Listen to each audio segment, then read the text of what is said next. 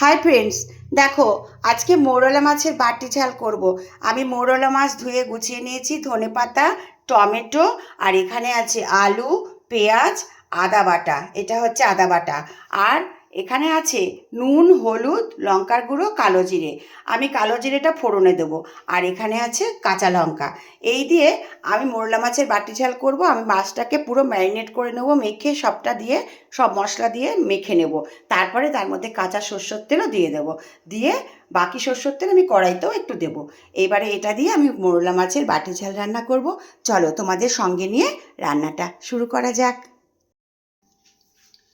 Hi friends, দেখো রান্না করতে চলে এলাম। বন্ধুরা, আমি আজকে মোরলা মাছের বাটি ঝাল রান্না করব। দেখো কড়াইতে কালো জিরে ফোড়ন দিয়ে দিলাম। এবারে দেখো এই যে মাছটাকে আমি ম্যারিনেট করে নিয়েছি, দেখতে পাচ্ছ, এইটাকে আমি এবার এর মধ্যে দিয়ে দেবো। আর আমি তো কি কি করে মাখিয়েছি, এগুলো কি কি দিয়ে তোমাদের শুরুতেই দেখিয়ে দিয়েছি।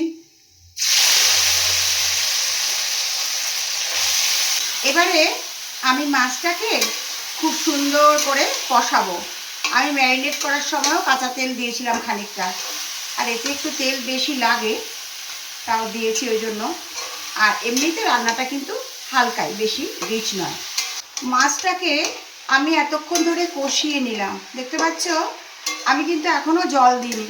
দেখো কি সুন্দর তেল ছেড়ে দিয়েছে কড়াইটা থেকে, একদম চারদিকে তেল ছেড়ে দিয়েছে। এবারে আমি এর মধ্যে অল্প একটু জল দিয়ে দেবো, আর একটু মিষ্টি দেব।